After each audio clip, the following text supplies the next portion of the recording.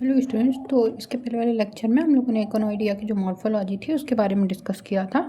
अब हमें उसके classification, evolutionary trends, important fossils, geological distributions and differentiation between regular and irregular echinoidea, ये इस लेक्चर में कवर करना है। Okay, so first we will discuss about classification of इकोनॉइडिया।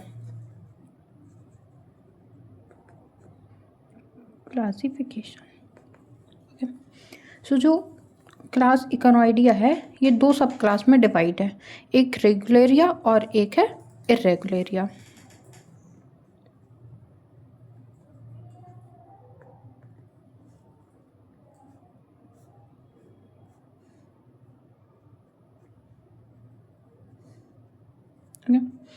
अब इनको डिवाइड किसने किया था? वुड्स ने, और भी एस्टन है, मूरे, लेस और फिशर, इन सभी ने डिवाइड किया है इसको। और जो भी मतलब ब्रॉडली का क्लासिफिकेशन जो है वो रेगुलर और रेगुलर के बेस पे ही है। ओके, सो जो रेगुलेरिया है उसको फर्दर डिवाइड किया गया है 5 में। ओके, तो इनके हम लोग नाम लिखेंगे। इस पर हम सिर्फ नाम लिख रहे हैं, बाकी आप पीसी आंसर की बुक से पूरा लिखेंगे और हम पूरा एक्सप्लेन आपको कर दे रहे हैं। ओके, कि किस तरीके से है।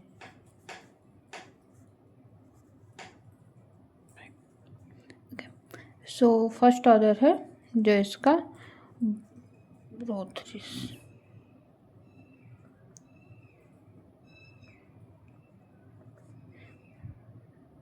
ओके, सो जो इसका वॉथरिक है, अब इसमें इम्पॉर्टेंस आपको किसको देनी है? रेगुलर और इरेगुलर जो इकोनॉइडिया है वो दोनों किस पेज पे डिफ्रेंशिएट है? उसकी टेस्ट के पेज पे। टेस्ट क्या है? लास्ट लेक्चर में हम लोगों ने देखा कि जो उसका हार्ड स्केल्टन है उसको हमने टेस्ट बोला। तो हमें जब भी कोई सा भी क्लासिफिकेशन, कोई सा भी ऑर्डर देखना है तो हमें उस पर देखना है कि उसका टेस्ट कैसा है। ओके, टेस्ट कौन सा वाला? TEST, test. इसको टेस्ट नहीं टेस्ट बोलते हैं, हाँ, बट फ्लो में वो टेस्ट है तो उसके लिए सॉरी, आप मीनिंग गलत मत लिखना। सो जो इसका टेस्ट होगा वो कैसा है? ग्लोब्यूलर है। तो आपको एक तो टेस्ट के बारे में लिखना है और दूसरा उनकी एज याद रखनी है कि कौन सा वाला किस एज में, और हो सके तो एग्जाम्पल याद रखना है। तो ये तीनों चीज़ें कंबाइन करके आप उसके बारे में लिख सकते हो कि उसका जो क्लासिफिकेशन है वो किस तरीके से है। ओके, सो इसका टेस्ट कैसा होगा? ग्लोब्यूलर होगा। और सिंपल कार्डिनल प्लेट होगी जो कि 2 रो में इंटरएम्बुलेक्रल्स में होंगी। एंड जो 1 रो है वो कैसी हो? एक होगी एम्बुलेक्रल और एक होगी इंटरएम्बुलेक्रल, तो 2 होंगी। और जो इसका ऑर्डर है या एग्जाम्पल, एग्जाम्पल ना याद करना बहुत सिंपल होता है। इसमें जो ऑर्डर का नाम है उससे ही मिक्स होता होगा आपका इसका नाम होगा, जो इसका एग्जाम्पल होगा। जैसे ये बेथरोसिस नाम है इसका, उसमें बस DARIS और लगा दोगे तो एग्जाम्पल हो गया इसका। सो बेथरियोसिडेरस, ये हो गया इसका एग्जाम्पल। और इसकी एज क्या है? Mid Ordovician. सो इस तरीके से आपको लिखना है। अब लिखना कैसे उसका, हम एक का बोल देते हैं आपको, तो उसके अकॉर्डिंग आप सारे के सारे का लिख लोगे। जैसे the test is globular, simple cardinal plates occur in 2 rows in ambulacra and 1 row in interambulacra. Example पेथिरोसोडोरिस and age is mid Ordovician. So that's how we write about all the orders. Okay, next जो order है इसका सिडरोइडिया।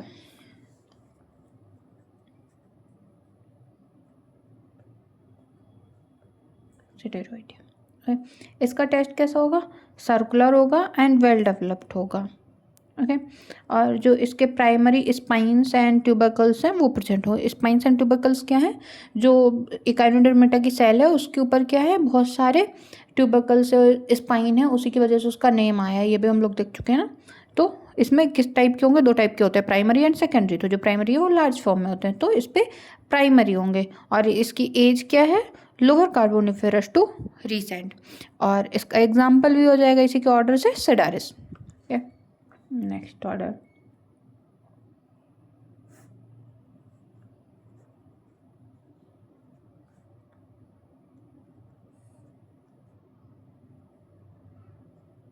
Next order हो जाएगा इसका प्लेसियोसिडोरोइडिया। सो ये order क्या है, कम्प्लीटली एक्सटिंक्ट हो चुका है, इसका रिसेंट टाइम पे कुछ नहीं मिल रहा है। ओके, और इसका क्या है, जो एम्बुलेक्ट्रल है ये भी वैसे ही है जैसे होता है, इसमें 2 और 3 के पेयर में है। और इसकी जो ऑक्यूलर प्लेट है वो एग्जर्टेड है। Ocular plate exerted and inserted क्या होता है वो भी हम लोगों ने देखा था। सो इसकी जो ऑक्यूलर प्लेट होगी वो एग्जर्ट होगी। और इसका जो एग्जाम्पल है वो क्या है, टायरेसिनस या थेरेसिनस बोल सकते हो। और एज क्या है इसकी, ट्रायासिक। सो ट्रायासिक से थेरेसिनस याद रहेगा आपको। नेक्स्ट जो ऑर्डर है वो है हमारा सेंटिनोइडिया। सेंटिनोइडिया ये क्या है, इसमें जो होता है पेंटामेरल सिमेट्री टेस्ट पजेस करती है। तो टेस्ट के बारे में क्या होगा कि पेंटामेरल सिमेट्री है। एरिस्टोटलिस लैंटर्न है ये भी प्रेजेंट होती है। जो पेरिस्टोम है वो इसका कॉम्प्लेक्स होता है। इसका एग्जाम्पल क्या है, फाइमोसोमा। और एज है जुरासिक टू रिसेंट। नेक्स्ट है हमारा ऑर्डर, जैसे ये था इसके बाद में वैसे ही इसका ये है। सो पेज इसको इकिनोइडिया है। सो ये क्या है, पेलियोजोइक जो एस्फेरॉइडल टेस्ट है, एस्फेरॉइडल एंड लार्ज टेस्ट थी इसकी, उसको पजेस करेंगे। और जो पेरीपॉक्ट है वो इनसाइड द ऑक्लोजेनिटल रिंग्स को मिलती है। और इसका जो एग्जांपल है वो क्या है, इकिनोइसरस है इसका एग्जांपल। और इसकी जो एज है वो क्या है, Silurian to Permian. Okay good. Next हम देखते हैं जो हमारा इर्रेगुलर इकोनॉइडिया है। तो इर्रेगुलर में क्या होगा, ऑर्डर सेंट्रोइडिया।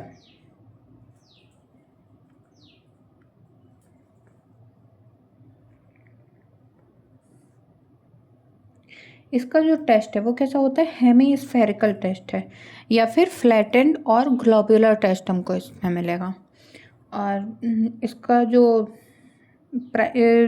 स्पाइन्स है वो सिंपल होंगी, प्राइमरी होंगी। और जो ट्यूबरकल्स हैं वो परफोरेटेड मिलेंगे हमें। इसका एग्जाम्पल भी इसके नाम से ही है, लेपिडनहिनस। और जो इसका एज है वो है ऑर्डोविशन टू रीसेंट। ओके, ऑर्डर है एक्सोसाइक्लोइडिया। एक्सोसाइक्लोइडा। इसका जो टेस्ट है वो कैसा है, हार्ट शेप्ड है। और पेरीप्रोट है वो माइग्रेट कर जाता है आउटसाइड ऑफ एपिकल डिस्क। इसकी जो एग्जाम्पल है वो इसी से है, जो एक्सलेस्टर होता है इसका एग्जाम्पल। एंड इसकी जो एज है वो है जुरासिक टू रिसेंट। सो ये हो गया। जो इसका लास्ट ऑर्डर है, इसके 3 ऑर्डर हैं और इसके 5 ऑर्डर हैं। इसका लास्ट ऑर्डर है इकाइनोसाइटोइडिया।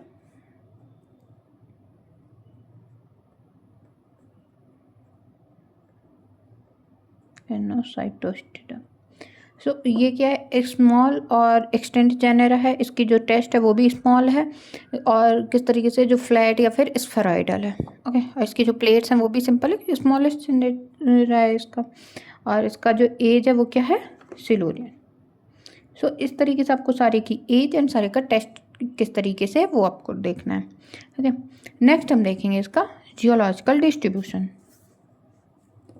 So we discuss about classification. Now we discuss about geological distribution.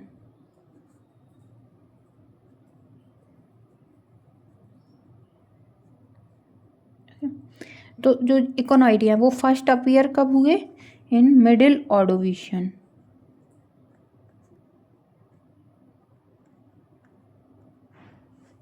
So echinoidea first appeared in middle Ordovician. और फिर उसके बाद में अपीयरेंस बहुत सारे इनकी फॉलोअप होती गई अपर ऑर्डोविशियन तक में। इनके आप चाहो तो ऐसे एग्जांपल लिखोगे तो ज़्यादा इम्पैक्ट पड़ता है। जैसे अगर आपने लिखा कि जो इकोनॉइडिया है वो फर्स्ट अपीयर हुए मिडिल ऑर्डोविशियन में। अब उसके बाद आपने लिखा कि कौन सा ऐसे जेनेरा थे जो मिडिल ऑर्डोविशियन में हो गए थे हमारे, जैसे इकोइनोकॉर्डियम है।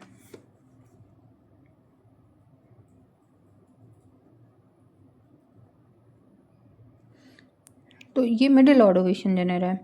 उसके बाद में जो बोथ्रोइडस है,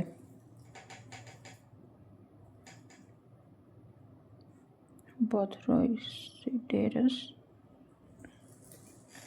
तो ये कब का जनरेरा हुआ? ये अपीयर हुआ अपर ऑर्डोविशियन में, अपर ऑर्डोविशियन। जो पेलियोजोइक एरा है उसमें क्या हुआ, कोई भी ऐसे कंडक्टिव डेवलपमेंट नहीं हुआ एकाइनोडर्मेडा का। अब बहुत सारे ऑर्डर जैसे सिडोरॉइड हैं, ये सब इवॉल्व हुए कब? लार्ज नंबर में ड्यूरिंग द जुरासिक पीरियड में। सो सिडोरॉइड कब का फॉर्म है? जुरासिक का।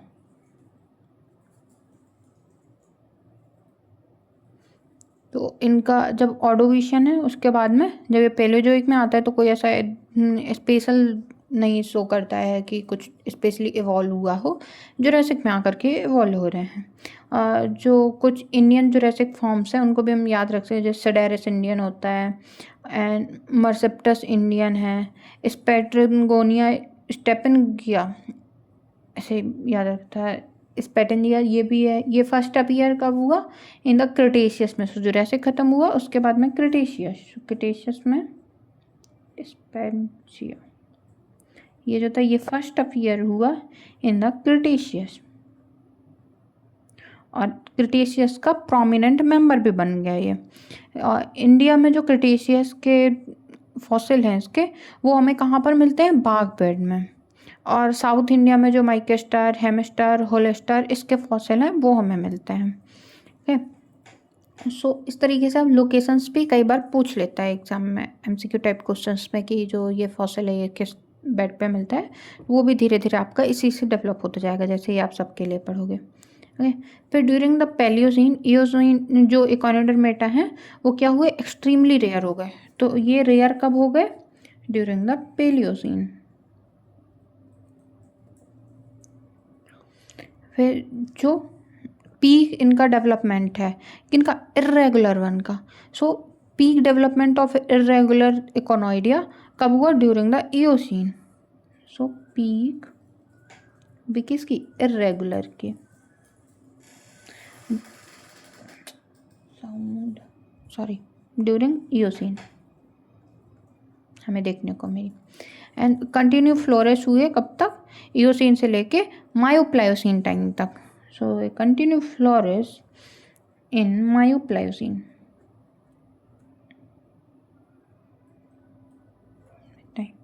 जो इकोनॉइडिया हैं वो लगभग हमें जो सी सरफेस है, सी के ऑल द डेप्थ पर मिलती है। और जो सी पे किस डेप्थ में कौन सा फॉसिल मिलेगा उसके रिगार्डिंग हमने आपको ग्रुप में मैसेज भी कर दिया था और एक शॉर्ट भी भेजा था। तो अगर उसमें से आई होप आपने देखा होगा तो विजुअली रिप्रेजेंट किया गया था तो क्लियर हो गया होगा। सो ये सारे ही डेप्थ पर मिलता है सी की। और ये फंक्शन कैसे करता है? स्कैवेंजर्स की तरह फंक्शन करता है। इसके जो फॉसिल हैं वो अबंडेंट किस पे मिलते हैं? सैंडस्टोन में एंड कार्बोनेट रॉक्स पे। तो ये दोनों पे मिलता है। इसका जियोग्राफिकल डिस्ट्रीब्यूशन है ये बहुत बड़ा है। क्यों ज़्यादा हुआ? ऐसा मानते हैं कि ड्यू टू ड्रिफ्टिंग एक्शन ये क्या हुआ, एक जगह से दूसरी जगह बहुत ज़्यादा मूव कर गया जब ये लार्वल स्टेज में था। लार्वा की स्टेज में था, थोड़ी सी भी मूवमेंट हुई सरफेस पे ओशन की, ये उस लोकेशन से दूसरी लोकेशन पे चला गया। ओके, तो इस वजह से ये बहुत लार्ज एरिया पे दिखता है हमें। सो ये हो गया इसका जियोलॉजिकल डिस्ट्रीब्यूशन। उसके बाद में इम्पॉर्टेंट फॉसिल्स, ये आपको पीके जैन सर की बुक से लिखने हैं इम्पॉर्टेंट फॉसिल्स। तो क्योंकि जो इम्पोर्टेंट फॉसिल होते हैं ना कुछ कैरेक्टरिस्टिक वन आए होते हैं। अगर आप कम्पिटेटिव एग्जाम्स का देख रहे हैं तो जो पीवाईक्यू में होते हैं मोस्टली वही बार बार रिपीट होते हैं। ओके, जो किसी पीवाईक्यू में या किसी पीवाईक्यू की बुक में आपको मिल जाएंगे, कोई भी एमसीक्यू वाली बुक में मिल जा रहे हैं वही होता है। पर जैसे कुछ एमएससी वाले एग्ज़ाम अगर आप लोगों में से कोई देख रहा हो जो एमएससी के एग्ज़ाम दे रहा हो, तो जब आप एमएससी में लिखते हैं ना तो ऐसे आता है कि उसका क्लासिफिकेशन, उसके कुछ इंपॉर्टेंट फॉसिल्स ऐड करिए, तो उस जगह पे आपको इंपॉर्टेंट फॉसिल लिखने होते हैं। सॉरी। ओके, तो ऐसे सेडारस हो गया, हॉलेसिस्ट हो गया, तो इस तरीके से हॉलेस्टर हो गया, माइकेस्टर हो गया, हेमिस्टर हो गया। अब जैसे जो कंपटीशन वाले हैं उस पर हॉलेस्टर, माइकेस्टर, हेमिस्टर इनके आ सकते हैं एज। तो एक बार आप अगर कम्पिटिटिव का भी देख रहे हैं तो सारे की एज एक बार पढ़ लेनी है आपको। और ये जो तीन बोले इनकी एज आपको याद रखनी है। जैसे होलेस्टर की है upper Jurassic to Cretaceous, micraster की है middle to upper Cretaceous and hemiaster की है Cretaceous to present day. Okay, so I hope आपको क्लियर होगा। और जो हम मॉर्फोलॉजी पढ़ा रहे थे उस पर एक फीचर छूट गया था, तो इसको आप वहीं पे ऐड कर लीजिएगा, या फिर अलग से भी लिख सकते हैं, बट ये है स्पेशली मॉर्फोलॉजी का। तो जो इसमें ऑर्नामेंटल फीचर्स होते हैं,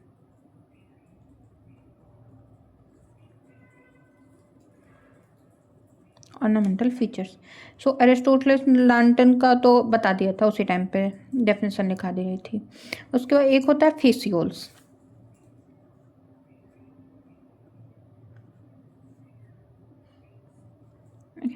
तो फेसियोल क्या होते हैं? फेसियोल लोकलाइज्ड स्मूथ बैंड होते हैं जो कि हमें मिलते हैं सरफेस पे रेगुलर इकोनॉइड्स के।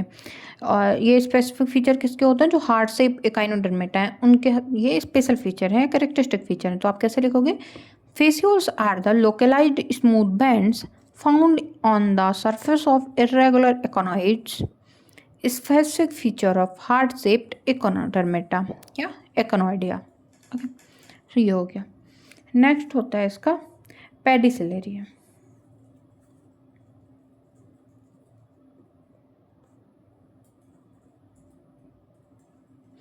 ये क्या है? ये माइक्रोस्कोपिक जॉ है जो कि माउंटेड होते हैं टिप ऑफ स्पाइन पे। जो एकाइनोडर्मेटा है उन पे जो स्पाइन्स हैं उनकी टिप पे ये जॉ माइक्रोस्कोपिक जॉस फीचर होते हैं जो कि स्कैटर होते हैं all over the surface. Okay, तो इसके बारे में लिख सकते हो कि pedicellariae are microscopic jaws which are mounted at the tip of the spine of echinodermata and scattered all over the surface. So ये हो गया है। एक और चीज़ होती है इस पे, कई बार इस पे पूछ लेता है, जो इसका प्रेग्नेटिक गर्डल होते हैं उनके बारे में। प्रेग्नेटिक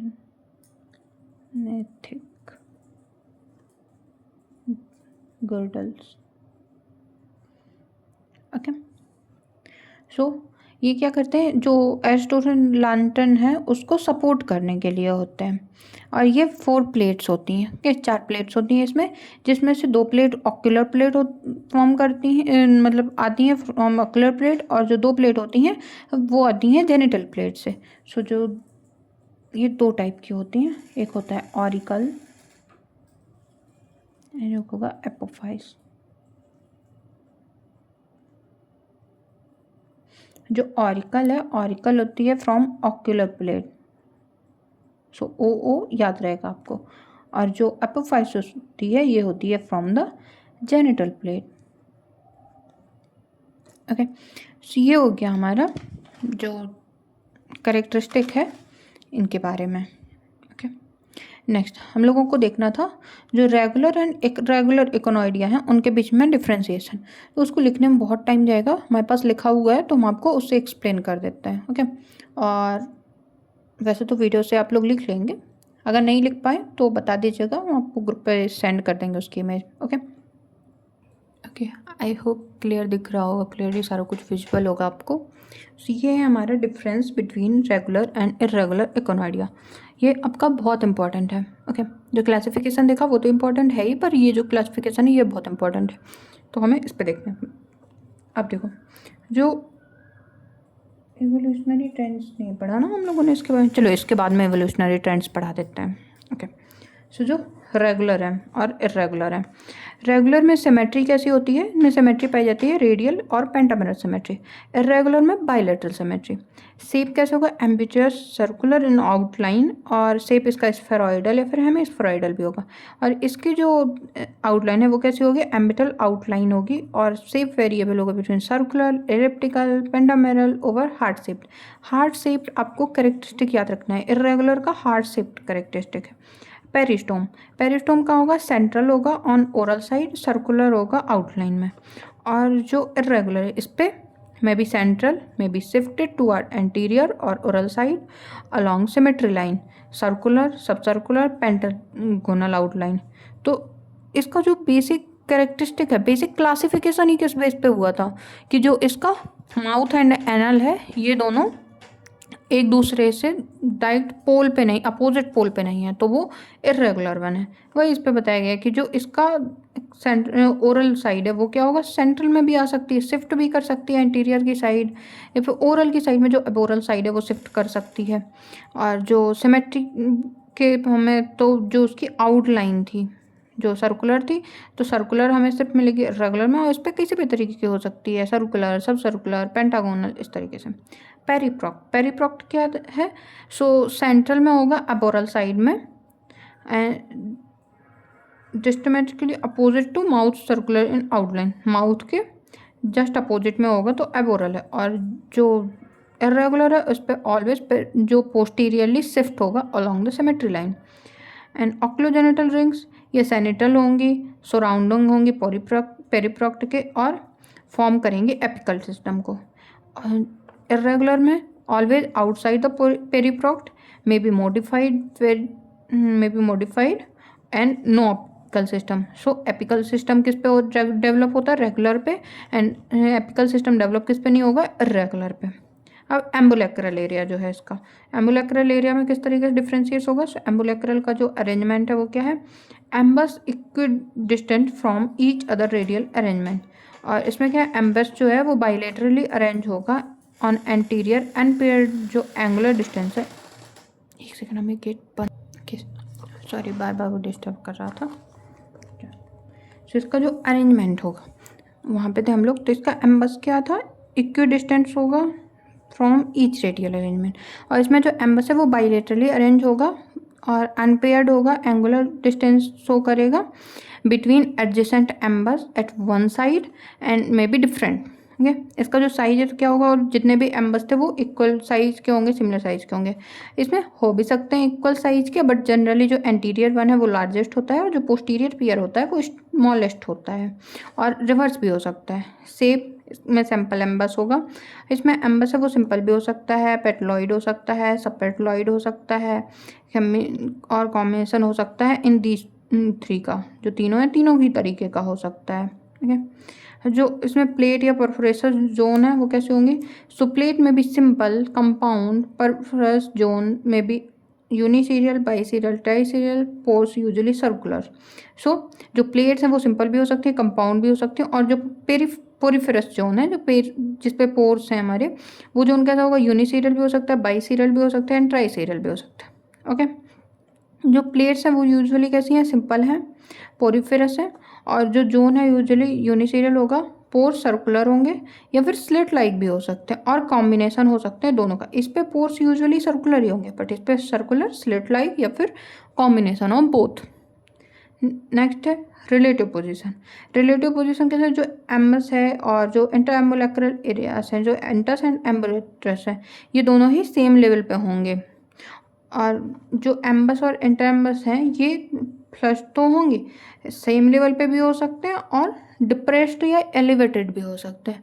तो एक चीज़ देख रहे हो, इरेगुलर में हर चीज़ इरेगुलर जा रही है, बस इतना ही डिफरेंस है दोनों में।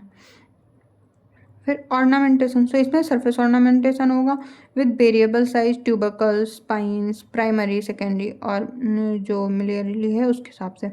और स्ट्रक्चर कैसे बनाएंगे, जो अभी हम लोगों ने देखा कि फेसियोल, ये गलत है, फेसियोल, लेब्रम, और ये इस तरीके से बनाएगा। और इस पर क्या है, जो सरफेस है वो उसमें यूजुअली ऑर्नामेंटेड मिलेगी, इस पर स्मॉल स्मॉल स्पाइन मिलेंगे, इस पर लार्ज स्पाइन प्राइमरी मिलते हैं, और इस पर फाइनर जो ग्रोन्यूल्स हैं वो मिलते हैं। ओके, और ये फेसियोल वगैरह इसके कुछ ग्रुप्स में पाए जाते हैं, इस पर एब्सेंट होते हैं। ओके, सो आई होप आपको इन दोनों के बीच में क्लासिफिकेशन क्लियर हो गया होगा अभी। सो आप चाहे तो स्क्रीनशॉट ले सकते हैं इसका। ओके, अब हम लोगों का बचा है सिर्फ एकाइनोडर्मेटा के बारे में, जो इसका है एवोल्यूशनरी ट्रेंड्स, तो हम लोग उसको डिस्कस करते हैं। डिस्कस करते हैं इसके एवोल्यूशनरी ट्रेंड्स के बारे में। ठीक, तो इसके ट्रेंड्स किसके बेस पे हैं, तीन चीज़ों के बेस पे हैं, सॉरी,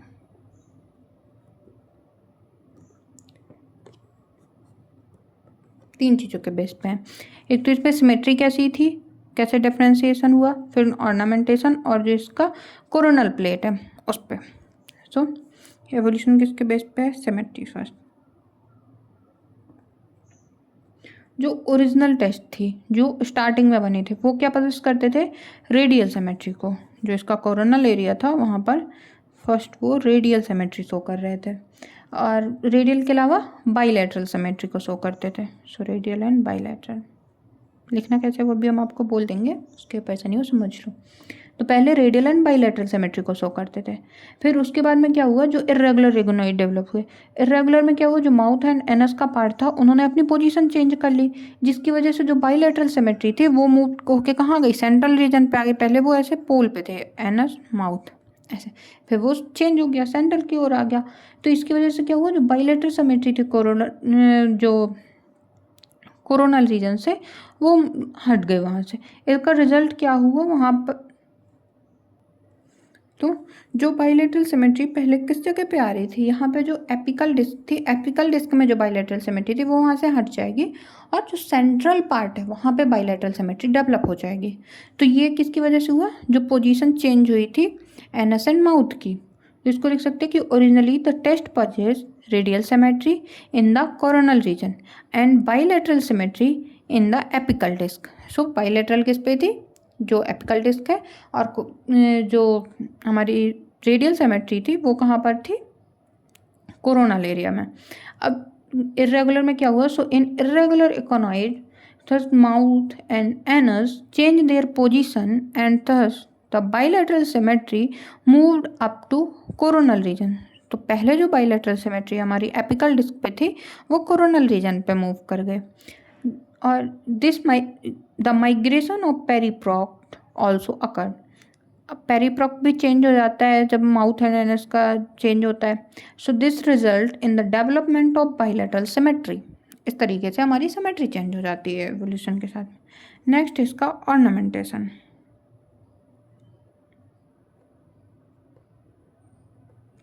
ऑर्नामेंटेशन सो जो रेगुलर इकोनॉइड्स थे जैसे सिडेरस हो गया, इन पे स्पाइन एंड ट्यूबरकल्स क्या थे, लार्ज थे। अभी हम लोगों ने देखा क्लासिफिकेशन में कि प्राइमरी ट्यूबरकल्स एंड स्पाइंस थे।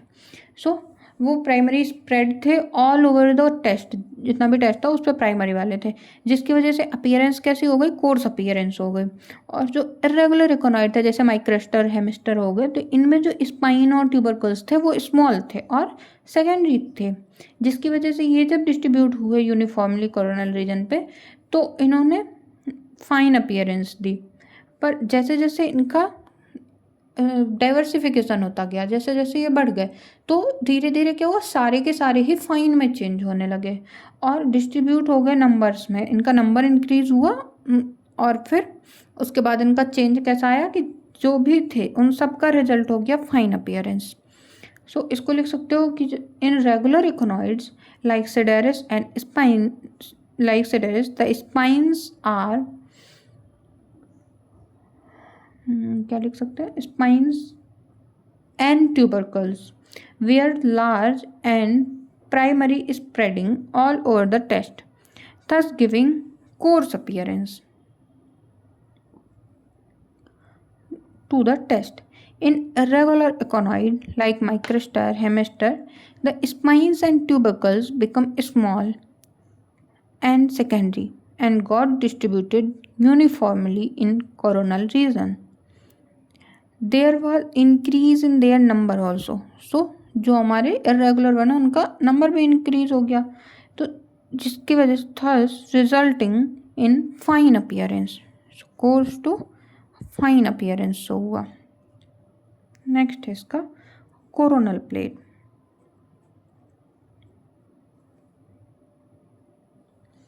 कोरोनल प्लेट में क्या होता है, इसमें जो एम्बुलेक्रा है वो चेंज हुआ due to addition of new plate.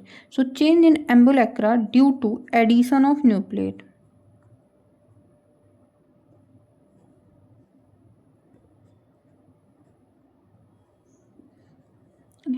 और ये चेंज कॉमन किस में थे, so these change were common in regular इकोनॉइडिया।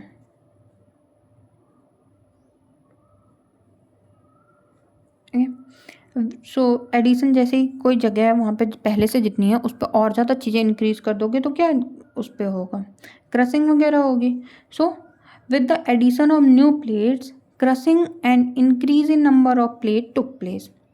The addition was near the peristome. कहाँ पर हुआ ये? पेरिस्टोम के पास में हुआ। So the simple plate change into compound plate. जो सिंपल थी पहले वो फिर कंपाउंड में चेंज होने लग गई। And the additional plate got inserted in ambitus region. So जो एम्बिटस का रीजन था वहाँ पे इंसर्टेड प्लेट्स आ गई। और सिमिलरली चेंज कहाँ पर हुआ? In the ambulacral area.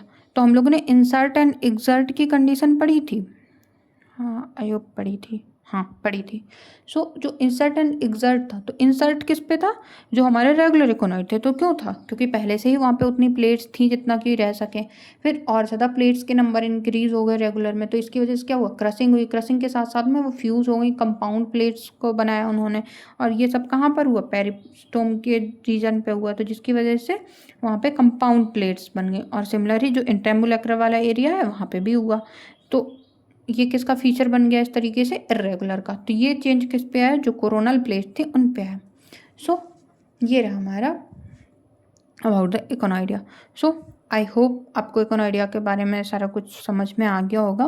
कोई भी प्रॉब्लम होती है तो आप लोग कमेंट कर दीजिएगा कि ये चीज़ समझ नहीं आई है, वो हम आपको दोबारा एक्सप्लेन कर देंगे। And thank you so much. और पॉसिबल हो तो आप लोग रिव्यू दिया करिए कि कैसी क्या चीज़ समझ आई है, नहीं आई है, क्लास कैसी थी। ओके, उसे हमें भी लगता है कि और लेक्चर्स अपलोड करने चाहिए ना। आप लोग ऐसे शांत रहते हो तो हमें भी लगता है कि शायद समझ नहीं आ रहा है या हम समझा नहीं पा रहे हैं, तो फिर अपलोड करने का ही क्या ही फ़ायदा है ना। So thank you so much for watching this video lecture. Very best for your examination.